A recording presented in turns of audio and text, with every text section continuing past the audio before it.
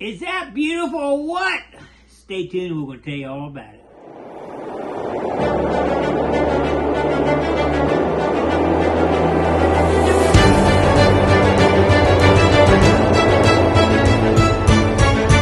It seems that each pit keeps getting better, buddy. Getting better. This is still pit number 3. We had started a couple days ago, actually, but we just went back. We thought we could possibly finish today, but it is a long way from getting finished. We were down almost 6 feet down in that pit today. Unbelievable.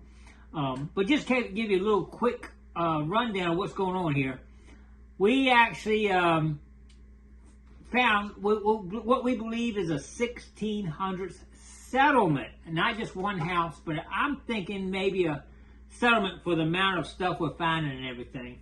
So there's no telling what else we're going to find here. But this one pit has definitely turned out to be more than just a cooking pit.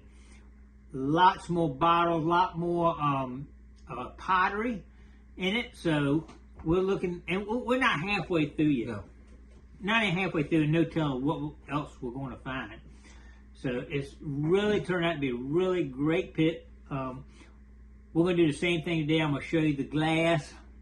Oh my God, pottery, unbelievable. Some of it goes together, and I'll show you that in just a minute. But it's just an amazing historical spot we got here. So let's check it out. Check the glass out first, right here. All right, here's an overview of the bottles we actually dug today. Like I said, the last time we dug a bunch too. Y'all saw that on the last video. But as you can see, some of them range really different in sizes. And to show you real quick, let's see. Let's just take this base next to this base. Look at the size difference in those two bases. Unbelievable. I believe this one, it doesn't match up perfect. But as you can see, it would probably be about like that right there. I don't think I can get this to match up perfect, but it's pretty much yeah, almost looks like it matches up, buddy. Yeah, I don't know. Very close. That might be a match to it. But you can see, kind of give you an idea how big those things are. And they're different sizes. There's another decent size one right there. These are pieces of that we got next to this bottle here because we're missing one little piece at the back. Actually, what happened here is I started washing it out with the hose, get the dirt out of it, and I heard something clinking in there, and this popped out. So this was actually broken in, and probably when they threw it in the pit, it broke inside. You can see that does match, but you notice something special about it? Look at the difference in the over time, how it gets that iridescent here. This was inside in the dirt. It did not get that exposure that this did. You see it's a lot slicker. Let me get this out here. It's a lot more shiny and slicker. It doesn't have this coating on it that happens over time once exposed to the elements that it was exposed to right there. Well, that's kind of interesting right there. But huge, huge bottle pieces. Unbelievable. Anyway, that's going to kind of give you an idea of some of the bottle pieces and all we found. Let's move on to the... What do you want to move on to next, buddy? Pottery? Pottery. All right, let's do pottery. Here we go. Pottery overload. This one had a lot more pottery in it. And, of course, the first day you saw on a previous video, a lot of the same stuff. So what we're going to do is you can see we've kind of sorted everything in the same patterns. See, that actually goes together right there. I'm not going to put it back together. The owner wants to kind of do a little puzzle thing and get a lot of it together. But a lot of it does go together. This is one pattern. We'll put this in a plastic bag and we'll go through the other that we had and put that in there with it. This is actually another pattern in this area. We'll do that same thing. And this is another pattern. And these three actually go together right there. We tried that. Didn't really try to put a whole lot of this together yet, but I'm sure it will. You see it's got like a bowl bottom here, so not sure. Here you go. Here's another one right there, piece of bowl. Those two could go together. I don't know. We hadn't tried it. No, that was a little bigger. Multiple pieces of pottery in here, and these all go together. Right there, you can see that same pattern on that, so we'll put that together. Same here on that. These actually do go together. These three pieces do match up here. That's like a plate.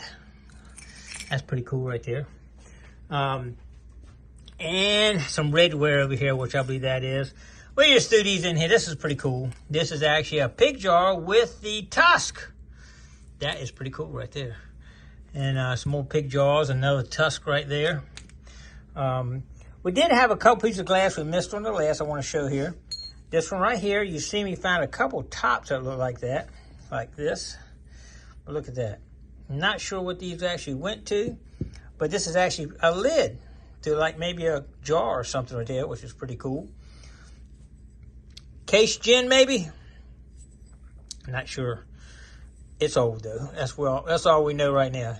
Super old. This pit ran around 1700s. The last ones were in the 1600s. This is about a 1700s pit. But still, hey, still some cool stuff. And they had some big oysters back then for sure.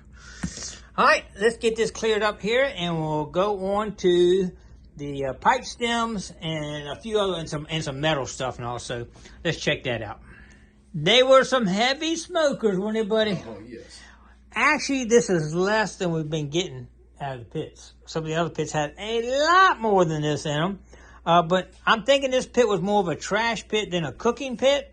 And that's why you're seeing less in there. They were using it for trash versus just sitting there and cooking oysters, eating oysters, throwing the smoke in and throwing it in there. Because the one pit, you could tell they just laid oysters all over. It had a whole layer of oyster shells where they had cleaned them and cooked them. And they were sitting there smoking, and they had a lot more pipe bowls and stuff in it. This particular pit also had a lot of that in it, barrel bands. And I guess they shipped a lot of things in barrels, and they had bands around. That's why you see a lot of those in there. A whole barrel full of wine. I don't know. But we did find a lot more of those in there than the other. Still finding the normal spikes, nails, and sometimes with a thing, could be some kind of tool or something potentially. Not sure what that is right there. And Buddy found another, what I think is like a marble or something. Looks like it's made out of clay, and it's made in a circle. We found one last time we were there. It was more round than this one, but it's got to be handmade, no question.